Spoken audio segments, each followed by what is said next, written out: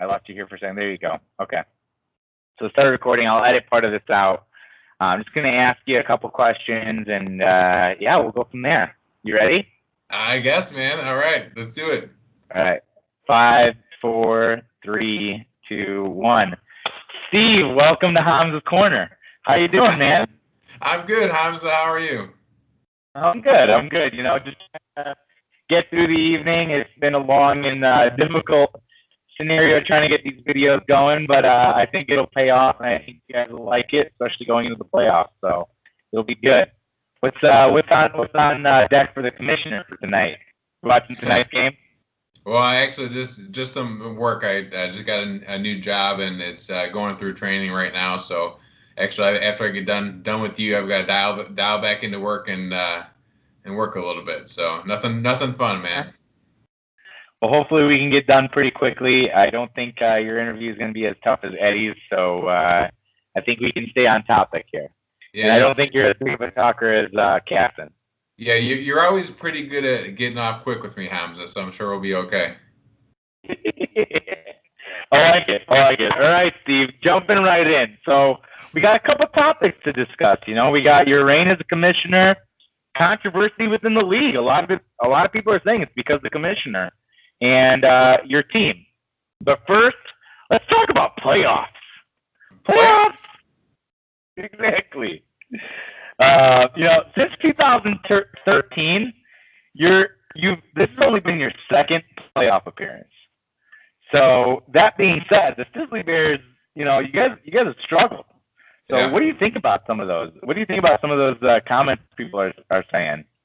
It's been a rough stretch. I can't hide from it. I'm no longer gonna run from it. I had a great kind of start to the decade and start to the the history of the league. But since then, it's been a struggle. I'm not proud of my performance. I could say that I focused more on keeping the league running and focusing on the notes and all that. But honestly, that's not really true. That's like half an hour a week. So I'm really just I've been mailing it in, and it's hard to defend myself. I got nothing to say, but you know what? It's playoff time now, and you never know what could happen in the He-Man Women's Club. A lot of people are comparing your team to the Buffalo Bills. They're like, they don't make the playoffs often, but when they do, they're faced against New England Patriots, and they're in and out. What do you have to say about that? It's. I guess I gotta say it's a fair comparison. Although I've got my title, and the Bills in the '90s never made their title, so that's all I can say. My name's on the trophy. It's more than what I can say. What's that? I said it's more than what I can say. That's true. You're one pathetic loser, Hamza.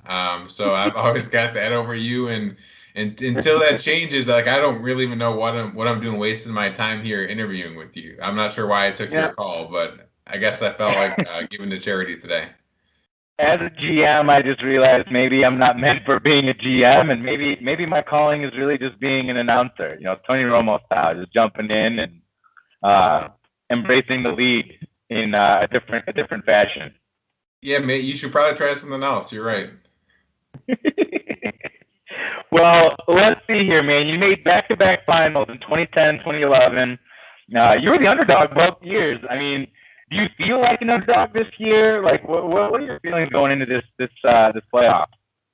Well, I tell you what, I think, and I'm no statistician. I don't dig in deep into the numbers as Brian does, but I think I've been pretty consistent throughout the year and having my team put up the same performance week after week. It's all really been without Dalvin Cook. And I'm really hoping he comes back strong after the bye and starts showing us what he's made of come playoff time. So, as you said, I've done it before being the underdog, and I'm not afraid of anybody in the league, really. I mean, we've had some guys with some good years so far, but no one's really dominated week in and week out. So I think it's anybody's game.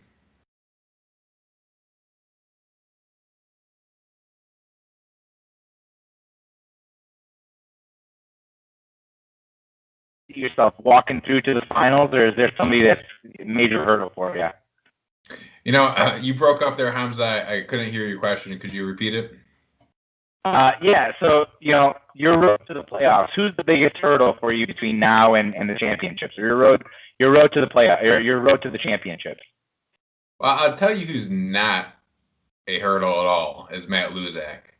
I'm not afraid of him. I'm surprised he even made the playoffs. I'm surprised he even still has a team. I mean, he texts me like every other day about how much Maton is in his head, and like he's basically crying and telling me how bad his team is, and he just really wants to give it up. So I'm gonna blow past him, and whoever's there next. I don't even know who it's gonna be. I'm sure it'll be Joe or Caston, whoever. It really doesn't matter. At the end of the day, fantasy football is all about luck, and that's we're never gonna get rid of that. We're never getting rid of kickers. It comes down to health and luck. So that's what it's all about, and that's I'm all about it because I'm never gonna outwork Caston. I'm never outstudy him. I'm just here with a roll of the dice, trying to get some money. Rolling dice. You stole the words right out of my mouth, man. I was gonna say, your team this year, you've shown a lot of growth this year. You scored a 100-point average. You have a high of 135. I think you like you mentioned it earlier. You said your team's been doing pretty well. You're consistent between 100 and 135 points. But then you've also had weeks where you put up 79 points. There's been some, that's how you started the season, but you've ended the season pretty strong. What do you got to say about some of those comments? Well, I don't have the numbers in front of me. What weeks did I score 79 points? I don't have it in front of me directly. I think it was like the second week of the year or something like that. But that was your season low. It was 79 points. Well, I mean, that sounds like more of a Maton score to me. So I don't know. Without it in front of me, I don't really want to comment on that much further. I don't really like to live in the past all that much, especially with sometimes you could just throw a performance out like that. When you have a bad week like that. So I don't think it's been some time since I've had a poor performance. I was missing half my team last week, and I was still able to beat Tim's sorry ass team. So. I think we'll be fine going forward. Speaking of the real estate mogul, Maton has been talking about real estate in people's heads. Do you think he has real estate in your head? I mean, do you know of any property that he owns up there? I'm not even sure Maton knows like what that phrase means. To me, being in someone's head means that you changed the way that they're going to do things, or you've changed an action, or you've made them react in some way. I think he's probably in Caston's head a little bit, but other than that, he's just noise. I mean, he's just trying to be relevant in some way because his team is never relevant. So it's desperate, man, and that's fine. He's got to do him. That's who he is. It doesn't bother me. So we'll come back. We'll come back to the spark of Maton, but as of right now, looking at your team, what was that spark? What was that spark that you needed this year that was able to bring you back? You had a week 1 loss, and then since then, I mean, you've been on a pretty steady run coming into the playoffs. You're making it to the playoffs right now. You're 5-5 going in. First match against Matt. Then you advanced against Joe. Who do you think you're going to be playing in the finals? Well, so you asked a couple of different questions there. So I'll take the opportunity to shout out my guys. Thielen's been good all year. McCaffrey's really been strong of late, and then one of the greatest of all time, Drew Brees, just keeps getting it done at his advanced stage. So it's going to be interesting as long as those guys are all still running hot. I think. Joe B has shown throughout the year that throughout all the years, he's a champion, and he's always going to be there. So, it'll be interesting to see if I run up against him. And there are other talented guys in the league, and really with this league, you just have to wait for someone to screw up, because the screw ups are coming. Okay. Eddie's gonna make a mistake. Joe's gonna be arrested in Mexico. Brian's gonna be stuck somewhere punching somebody, and like you just got to wait for it. Just got to wait it out. Well, going into this year, you've had a lot of injuries on your team. Some notable injuries. You got Jimmy Garoppolo, Jay Ajayi, Ted Ginn Jr., Geronimo Allison. You've had a lot of injuries, but you've been able to overcome. Some people are even saying that your team seems to be where people go to get injured. What are some of the things that you have to say to combat that? I've always taken the next man up mentality. To be honest, these guys are just numbers to me. Like, I don't even know I don't really know the names of the guys on my team. It doesn't really matter. I look at the projections. I look at who's gonna score, and if they're not gonna score, and if they're hurt or if they're just ineffective, I'm gonna cut them. I mean, it's business. It's not personal. Again, like, I don't know half these guys' names. I like it. It really doesn't matter to me. Businessman Steve. That's right. So, speaking of some of the things that we've been talking about here, controversy within the league. You've mentioned Maton, you've mentioned Gaston. There's been a lot of controversy this year between team owners, and why do you think that is? To be honest, I don't really think there's that much controversy. I think it's just you people in the media making stuff up just to get things going. How has this year been different than any other year besides that we're looking at our tweeters every day and our Facebooks and paying more attention to that stuff? It's the same as it's always been. It's going to continue to be the same. The league's in a really good place right now, and I just think it's all media nonsense. So we at the media, we try to stay out of the news as much as possible. We're just reporting it, right? But so when it comes to people tweeting after midnight, you got and Maton going back and forth on the message board.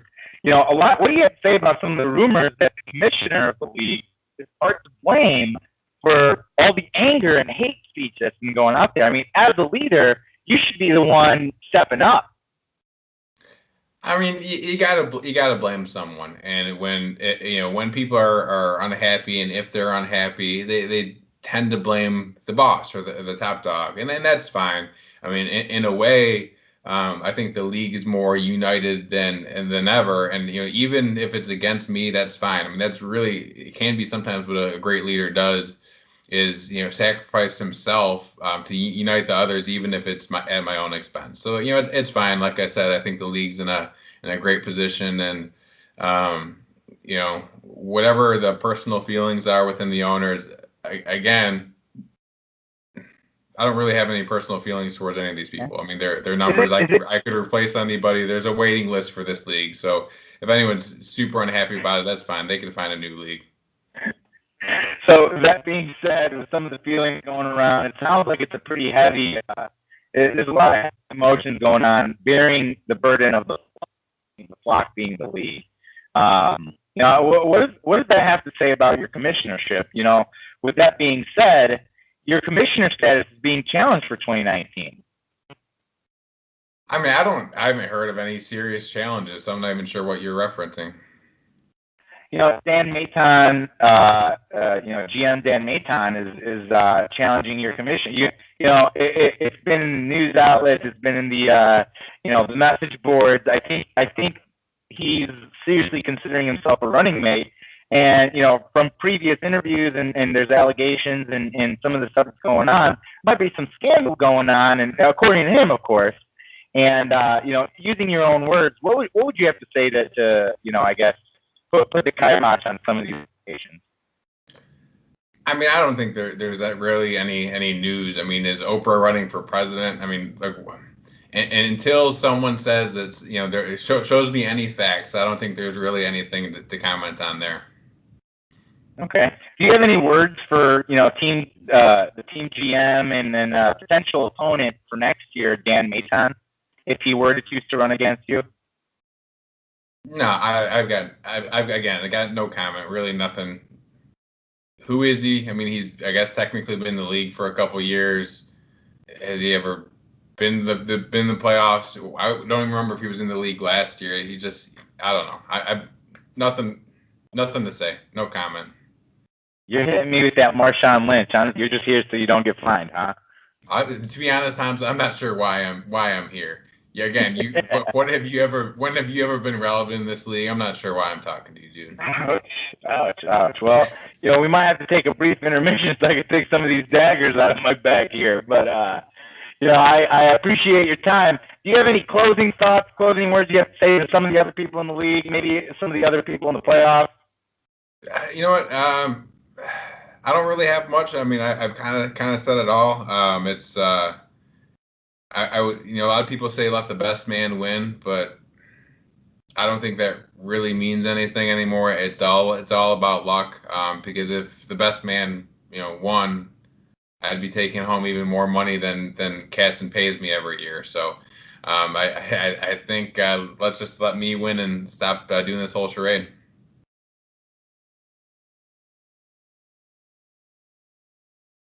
Can't hear you.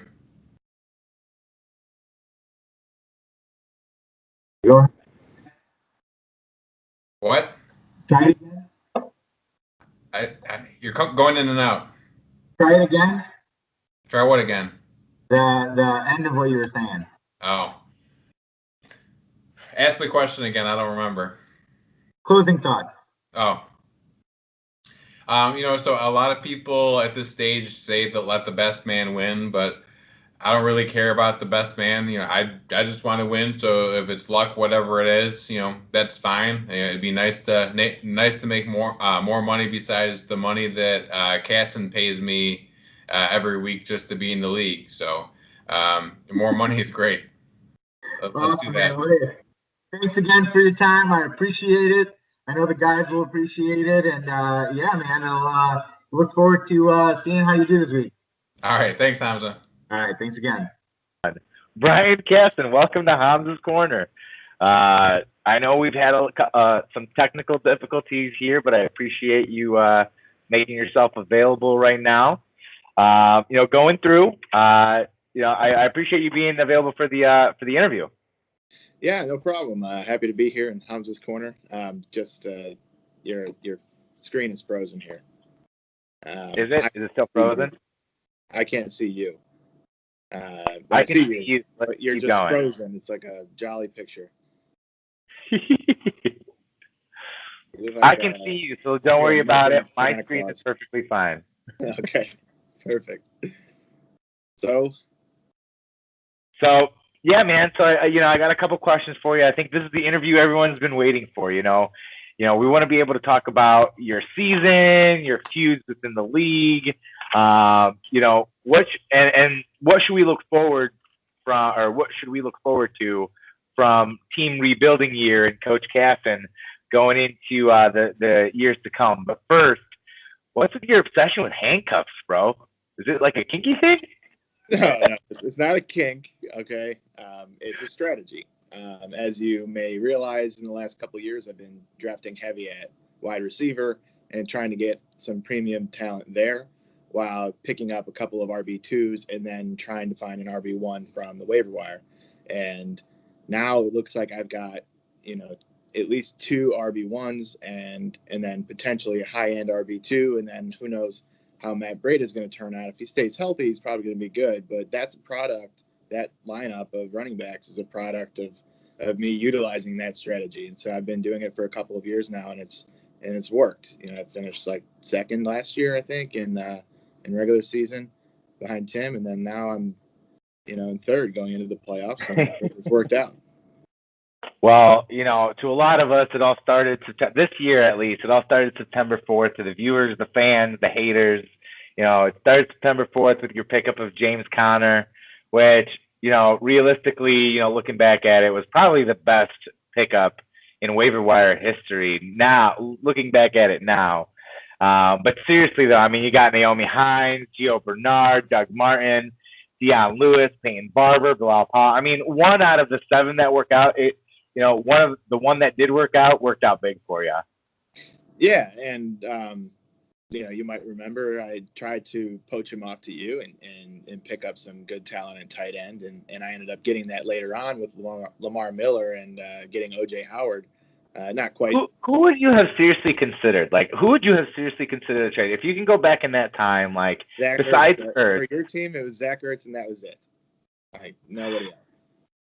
looking back at it, I mean, you got a keeper now for a long time with James Conner, especially behind that backfield. I mean, he's been putting up 20, 30 points a game. But if you don't keep him next year, I mean, I feel like, especially if he's a starting back or if he's proclaimed the starting back in in Pittsburgh, you'd be dumb not to keep him. I don't know, man, because I've got DeAndre Hopkins and Odell Beckham, and those guys are like 25, 26 years old, something like that, and they're going to be good for a long time, and the running back shelf life is much shorter. So I think that a good strategy would be to hold on to my stud wide receivers who will benefit me in the long run versus just maybe a couple of hot years from James Conner. And I can always pick him up or, another running back that's going to do well. I mean, last year I picked up Kareem Hunt. This year I have James Conner. And who knows how it's going to go next year, but I'm sure to land somebody with my little strategy with the handcuffs. So we'll see.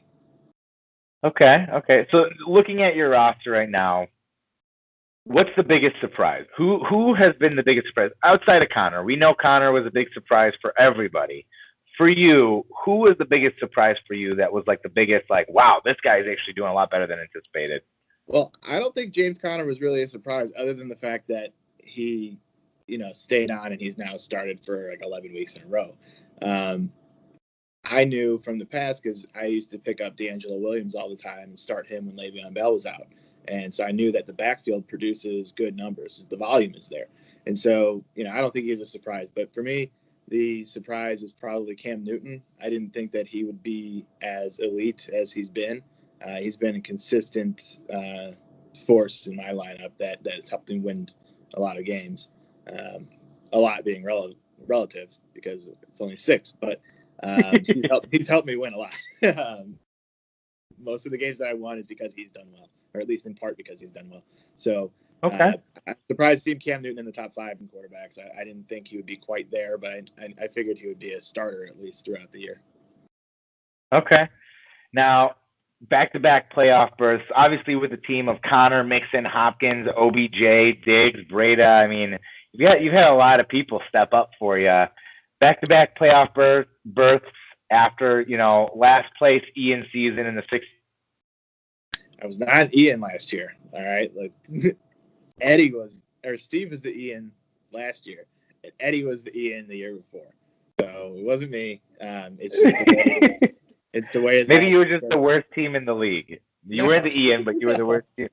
Oh, man, I was like the bubble team or one of the 2 bubble teams last year. No, I looked at the standings. I mean, I have my computer right now. I'm in my office. I can look at the computer.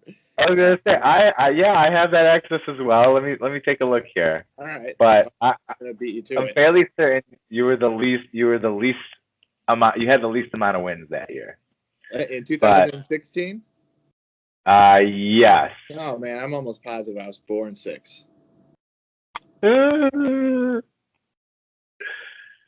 about to see a real life Brian Casson learn. 4-6. Dan Mayton was 3-7. Eddie was 3-7. Joe was 4-6. And well, look at where it says for the placements. Yeah, that's just because of the way they calculate in the end. Cause I won against Eddie in the that sounds like an excuse. And then you know what? And then I lost to Joe. Conversation for another day. I came in 8th place. I came in 8th place in 2016. I'm looking at it. Conversation for another day. Maybe it would be a good thing to bring up on the message boards. But after you finish the Ian round, or the first round, you stop setting your lineups. It doesn't matter. So as long as you don't get into the Ian, I didn't pay attention after that. So when I beat Eddie and Eddie had to go play for the Ian, which he won or lost, however you want to look at it, then I didn't set my lineup anymore. And so then I lost to Joe in the 7th place game, and then in the second round of the. I just have ESPN having you in last place. Anyway, let's move on. But I'm not conceding that I was in last place. I did not get the Ian. So. So this year you've put up. I mean, your team has put up some monster numbers. I mean, the lowest amount of points you've put up is 103. the highest being 180 plus points, setting a league record. With that being said, what are some of the biggest personal highs for you and the personal lows for you this season? So I'll start with the low. The low is losing to Joe by like 2 points, and that was like two titans going to battle, and I think that's probably where we're headed. The bracket works out right to where if we both keep winning, we'll play each other in the championship. But losing to him by 2 points, which then resulted in me ending up at 6-4 and not 7-3, and not in first place and not with a bye, that sucks, right? Because I would really rather not be playing fucking Tim now. I think I got the worst draw in the playoffs. I no offense to Matt or Steve, but I would rather play them, even though I waxed Tim in the regular season this year, and I think I lost to both Matt and Steve. But the way the teams are working out, I don't think I would want to play Tim in the first round. And I'm sure he's not happy he has to play me either. But the highs of the season, I mean, just giving an absolute beatdown in weeks 1 and 10 to Maton when he talks all that shit was pretty great. So that's definitely the high because he talks so much shit. And, beating him, it felt good, even though it didn't really matter at the end of the year. So that's, speaking of Maton, here's the thing that everyone's been waiting for. The feud, where did it begin? What is it? Is it a Coach Steve? Is it a Coach Casson versus Coach Maton? Do you just dislike his team? Like, where's this feud? Where's this feud burning from? I don't even know where it started. I think he has been present in the message boards, right? Like, and he talks a lot of shit, and so I will obviously talk a lot of shit back. And I think everyone else kind of just like bows out of the way, doesn't want to deal with the onslaught of Maton all the time, all year long, because he'll troll you all year long, and he gets some kind of joy out of that. Whereas for me, it's more just being stubborn. Like, I'm not going to kind of let anything go. I always have something to say, as you guys know. So gotta have the last always word. Going to reply. It's not like, and he always talks about getting in my head and stuff like that, and that's not really it. It's mostly. I think the quote he used was, "He has real estate in your head. He's got a summer home out there." I mean, like, you don't really worry or allow somebody to bother you that much if you're not concerned about losing to them in any capacity in fantasy football or otherwise. You're not concerned about losing to them. What would you say your rivalry is like? Is it like, from sports rivalries in the past, would you compare it to like the Celtics and Lakers of the 80s and 90s? Or is your hate for him, is you guys' teams' hate for each other more like the Israelis versus the Palestinians? So it's not like I don't hate Dan, right? Like, he's a good guy, and we get along really well outside of the electronic arena. Message boards and Facebook Messenger, we go at each other a lot, but in real life, I think we're fine. But I was just reading earlier the message that he posted on the Bold Strategy for Joe, and he mentioned that Matt and Steve are kind of like those weak wild card teams who just go and get skull fucked by the Patriots. And that's funny that he mentions that, because if I were to classify our rivalry, I would say it's more like the Patriots and the Bills, because I'm the Patriots and I always beat Nate. I mean, in recent you're the history, Patriots the Bills in used this to analogy. be good. The Bills used to be good a long time ago. They're 4 Super Bowls in a row, or they're in 4 Super Bowls in a row. But they haven't won one, so that's a lot like Maton, right? He used to be good. He used to be in the playoffs all the time, but now if he makes the playoffs, it's a miracle. He needs a lot of help, just like last year. I think maybe if you lose and it gets him in the playoffs, maybe he'll send you a bunch of snacks or something like the Bills did for the Bengals last year, or whatever happened. So. And I would say I'm the Patriots in that analogy, because the Patriots used to suck too. They've only been good in the modern era, and I would say we're in the modern era right now, and I am just shit stomping on Maton every single year, and I it feels good. You're comparing yourself to Bill Belichick right now, and putting together the best. Well, I mean, I'm not Bill Belichick, but I think I do have either the best team or the second best team in the league, though. So, all right. That being said, some critics right now have you dubbed, that you're always looking to pick a fight with somebody, or you're always looking to feud with somebody. I mean, to you, is a season? Sorry, you have to run that over again because I run that over again because I lost. I had an incoming call. I was just saying, to some critics right now, you seem to love picking a fight with somebody going into the season. You don't like going into the season just neutral. You're like, you got to be feuding against somebody, whether it's me last year with the bet that we made, and then repeatedly saying, I gave you an out and you didn't take it, and I gave you an out, and now with you and Mayton. So what is it to you to have somebody that you're feuding with during the season? I think it's important for some entertainment, some sub storylines. If it's just always like the game and the players and then that's it, it's just not that fun. And so the feud is good. What? Who would you consider your arch nemesis right now? As much as I want to say Mayton, just because I just want him to lose all the time, I still think this year it's Mayton, right? But my arch nemesis, the person who I want to beat the most, is that what you're thinking about, or the person I butt heads with the most? The person I want to beat the most is Joe, and I always want to beat Joe. And I've, in the past, in the last 3 years or so, I've gotten the better of Joe, I think. But his win this year may have pulled us even. I hope I do get to play him in the championship, and that would be nice to beat him there because he beat me in 2013, and I don't want him to have 3 championships because then that would just be terrible. So definitely Joe, but maybe it's because we're really close, and I just want to be better than him. Well, we're coming short on time. I just want to end it with talking about years to come. You've dubbed yourself as the league villain, and I think the league has also dubbed you as the league villain. Everyone else hates. Sometimes you take it proudly. Well, sometimes you wear that proudly, like, yeah, hell yeah, I'm the villain. Hear me roar. Other times you're like, oh, come on, guys, I'm just trying to have some fun. Like, what do you think about that?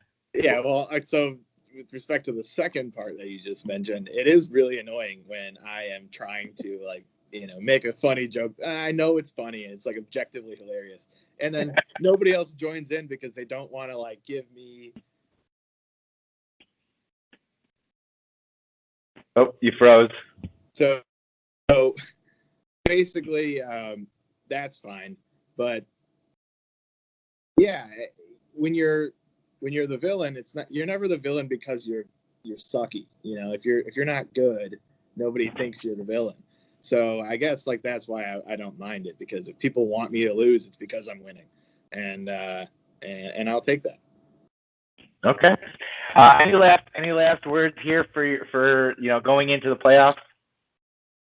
Yeah, Tim is going to lose by about 50 overall, I think, and then whoever wins out of Matt and Steve is probably going to get beaten pretty badly by Joe, and I think that I have the upper hand over Eddie too. I haven't looked that far ahead into the matchups, but just quality of players. I would be surprised if it's not me and Joe in the championship. So I'd look forward to that. All right. Well, there you have it, everybody. Thank you, Brian. I appreciate it. And you're welcome. Yeah, have a good rest of your day. Stay warm. Care. Bye. Later. 2, 1. Dan, what is going on? Welcome to Hamza's Corner.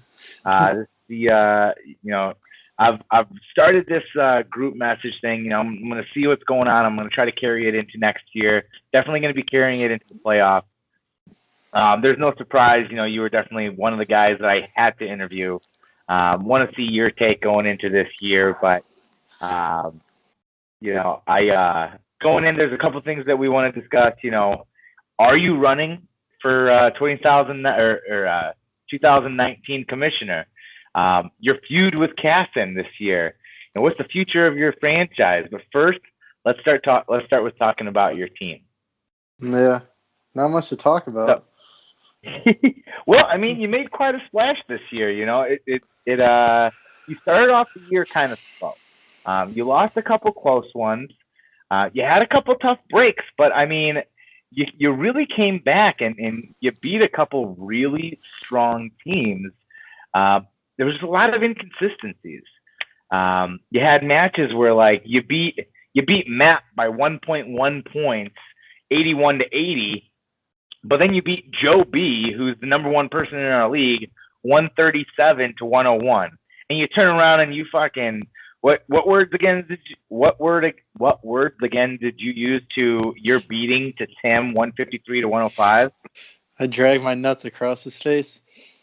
Man, he's in the Bahamas right now, just tasting nutsack because he still can't get over that. But yeah, man, you put quite a wallop on a couple people, and then you turn around and 2 big goose eggs to Casson, and Steve beat you, Scott beat you, I beat you by 2.8 point margin. So I turn around and avenged Matt. Eddie didn't even put up a 150 pointer; he put up 108, and unfortunately, you lost 95. What would you say are maybe the closest match or the hardest match to swallow and matches to swallow and the greatest victories for you? I'll say the ones that are hardest to swallow, there's 2 of them. It's yours and Scott's. You, obviously, everyone was talking about that in the group chat. Alfred Morris put up a goose egg. Not sure what he got himself into that week. But he was getting like 10 carries a week before that. So to not get 1 carry that game was tough. And then Scott only beat me because his defense literally, if they gave up a field goal, I would have won against him. So his defense got a shutout. They would have lost enough points with a field goal. So those 2 were tough, and those 2 are easy. If I win those, I'm in the playoffs right now. Couple tough breaks. The biggest wins were Joe and Tim, probably. Just because I wiped the floor with them. Probably Joe, just because he's my cousin. He's the number 1 seed. The thing about beating Joe is Joe thinks he's in it until the clock hits 0. He's texting me the whole time. Oh, Julio's got a chance. Joe, I'm up by 60. Relax. Oh, man. Julio's got a chance. Famous last word. Well, he's in the playoffs, right? He's got a bye right now. He's on vacation. Yeah, I could have been there. Speaking of other coaches, other GMs, you and Casson, man, rebuilding year. How did this feud start? It's as a fellow GM, listening to you guys go back and forth is awesome. I love it. I love the spirit of it. But where did this, in your words, where did this feud start from? Probably, Casson's just like I see him and I just see like a easy vacation spot in his head for a couple days. I could live there. Probably a couple years ago. I don't know when it started, to be exact. That's when you first bought real estate? Yeah, I bought real estate, and then I just kept getting more for free, honestly. It was just free money at that point. But no, he's a good sport about it, for sure. I read your comment on the a couple different analysis. There's a couple different analysis that you had, and you said you used the term they pulled a Casson by going, or Newman pulled a Casson by going 2-8. What sparked that expression? Oh, just a couple of years that Casson was like, 1-9 or 2-8, 3-7. He got on me real bad because I forgot to mention his one playoff year when he was like 3-7 and made the playoffs or made the championship. Was that the year that we had all 8 teams, or 8 out of the 10 teams? It was 8 out of 10, yeah. And he's like, you forgot my year where I made runner up. It's like, okay, buddy, you were 3-7. Relax. So is this a feud against the Casson as the GM? Is this a feud against the rebuilding year team? Do you just not like some of the players on his team, or is this like a deeply seated feud? Where is this? Like, what sparks this feud? The feud is definitely with Casson the GM and Casson the analyst. His posts are like if you read his post, he's gonna suck his own dick and try to trash everyone else in the meantime. take shots at me, Scott, obviously, but anyone he can to make himself look good. And then his whole RPS system is like, obviously he created that to make himself feel better.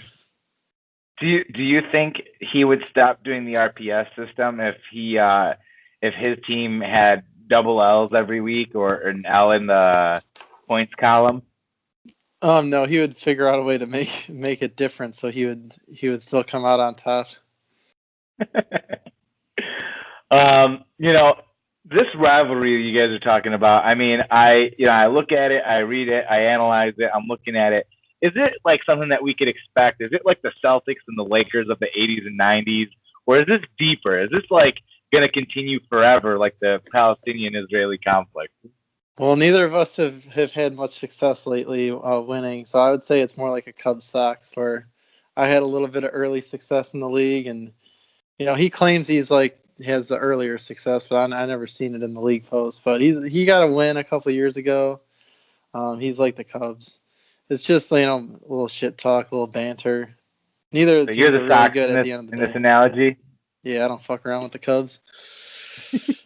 Who is what I don't watch baseball, but what was this year's Cubs Sox Crosstown Classic? Who won?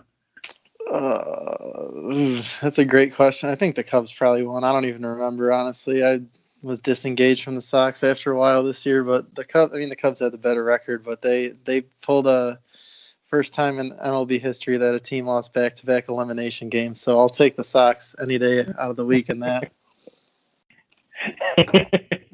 So with that being said, I mean, what are your predictions for the playoffs right now? I know you're in the same shoes. You got the same shoes as me. We're on the outside looking in. What are your predictions going into the playoffs? What's going to happen? So what do we got? Scott, or no, not Scott. Tim and Casson in the first round, and then Matt and Steve. Is that the matchups? Mm-hmm. I think the Matt and Steve matchup plays. Do they play Eddie or do they play Joe? Matt and Steve go and play Joe. Casson and Tim play Eddie. All right, so Joe's got a free pass to the championship. Casson and Eddie should be a good game. I mean, Tim's got a team. Tim's got the team to, if his stars go off, he might, put up 160. So that's a tough matchup. Casson is I think the leading scorer of the year, so he should have an advantage. But it's like Joe's like the Patriots in this situation. He just as a joke of a conference, a joke of a playoffs running through. What a boring matchup, Matt and Steve. Any given Sunday, man. I think any given Sunday, anything could happen. But I agree. I think Joe's side of the bracket. I mean, between Steve and Matt, I think if Matt's team shows up, they could potentially give Joe a run for his money. But we'll see. We'll see. Yeah, it's just like the three best teams are all on one side, and Joe's got a cakewalk. So I'll just give Joe the favorite just because he's got the easiest path to the championship, and I can't say out of the other three who will be in there. Would you change anything this year? Is there anything about this year that you would change for your team, or maybe something you said, gauntlet you've thrown down against somebody? Is there anything particular? Nothing I said I would take back for sure. The things I would change were my second and third round draft picks.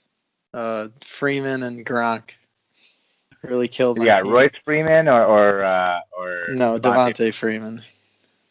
Devontae. Yeah, that's a rough one. That's a rough one. I mean, I got Coleman as a whatever it's called. I don't even know, but I handcuffed him with Coleman, which worked, but it's just a waste. In your opinion, who had it worse? You with Freeman, Newman with McKinnon, or me with Le'Veon? I mean, you still almost made the playoffs. At least Newman. I mean, come on. I love the big lug, but man, that poor guy. He did it to himself.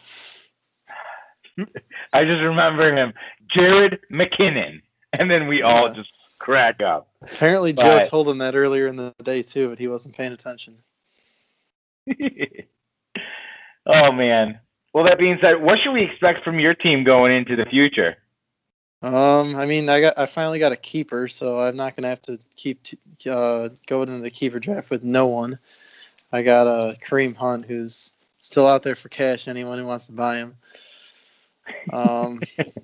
Yeah, I mean that's about it. I mean, we'll see. I might be the commissioner next year. I mean, I heard Steve's gonna step down. Rumors Speaking everywhere. of the commissionership, what's your slogan? What are you running on next year? It's make the He-Man Woman Haters Club great again. We're gonna start looking at the scoring system, the playoff format, casting status in the league. No, I'm kidding.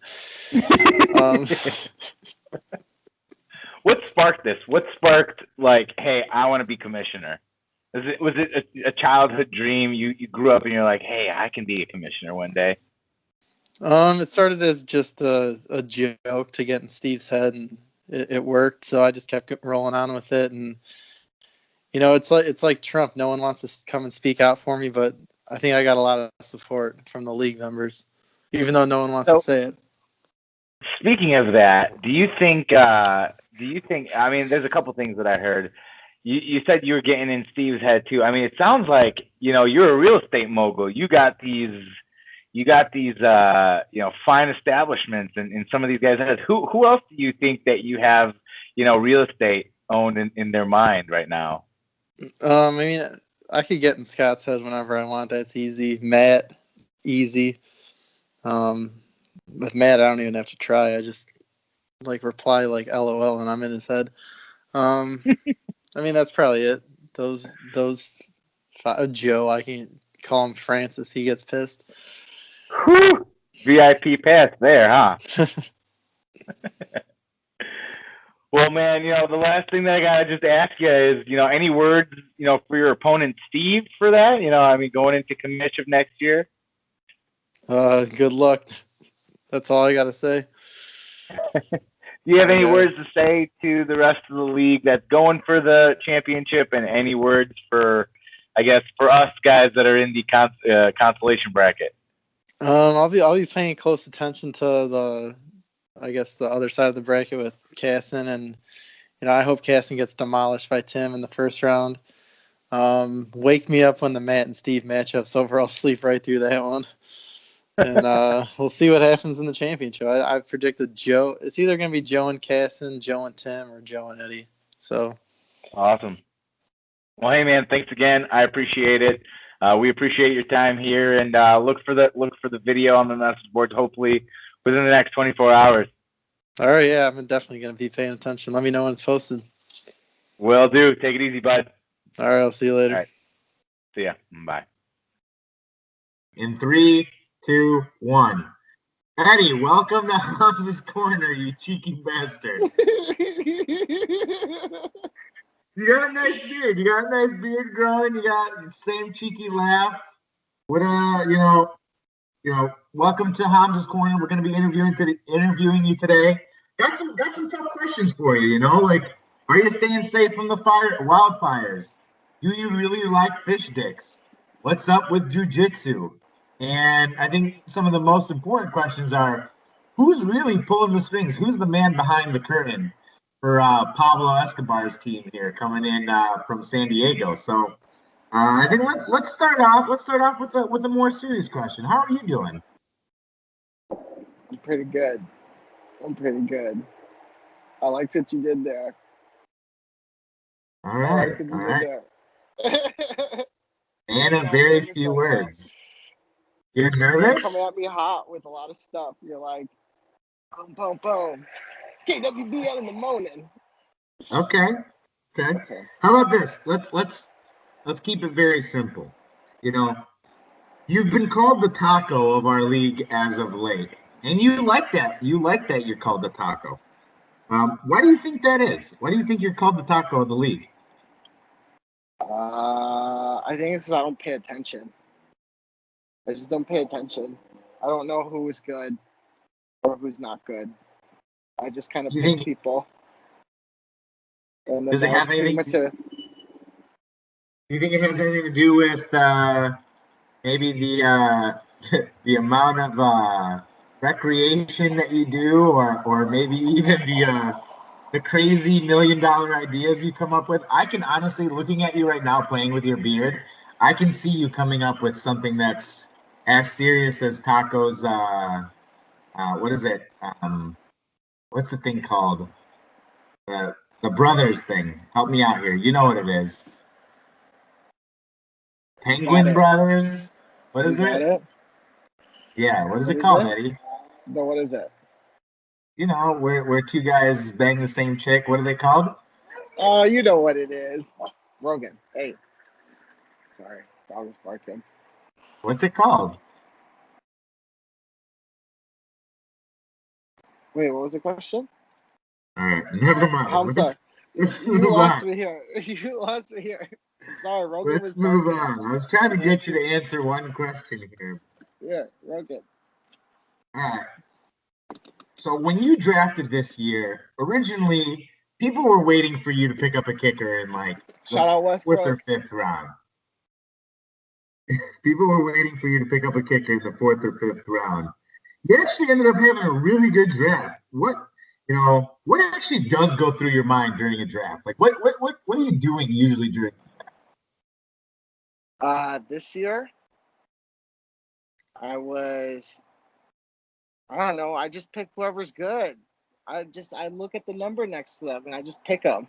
I like some guys. I like their name. I like Juju Schuster-Smith. I was just gonna say you picked Juju Smith because jujitsu, didn't you? No, it's because we saw his shoes at Dick's and it sounded like jiu-jitsu. We saw his shoes there. And I thought, that's the dumbest name ever. Like, why would you name your kid Juju? But I guess it's cool. And then you picked up AP because you're living in 2011. Well, AP's good, isn't he? He's like number one. He was like 8 years ago. Oh, well, he's still good. He's okay. He's good. He's still And you picked up like Nick Chubbs, Adams, Woods. You know, you got a couple good guys, man. Barkley, I think he's a keeper for you for some time to come, barring he holds out on his contract and decides not to play for a whole year because he gets greedy. Who knows? Yeah. You got a lot of star power though. I had Chubb and I let him go. I drafted him. I remember he was good at Georgia, but then he sucked and he was on the Browns, but now he's freaking good. Now I think Bryant has him. He wouldn't trade him to me. Yeah. I got Ebron. How many Bears games have you watched this year? Like how many highlights have I seen, or how many like Bears games? Like sat through all of them? Probably none. I don't have cable. I can't watch them. Yeah. And they only show Rams. You have two Green Bay players on your team. I think what we're trying to uncover here. 3 Aaron Rodgers as well. Yeah, are you really a Green Bay Packers fan at heart? I think this is what we're uncovering the truth, ladies and gentlemen. That's what you hired me to do. And this is what we're doing. Eddie Escobar is a Green Bay Packer. Are you a cheesehead for life? No. I just like Aaron Rodgers and Devontae Adams. They were good. What do you have to say about the allegations that have been coming up in the league recently about you and your love for Aaron Rodgers and a potential love affair in the future?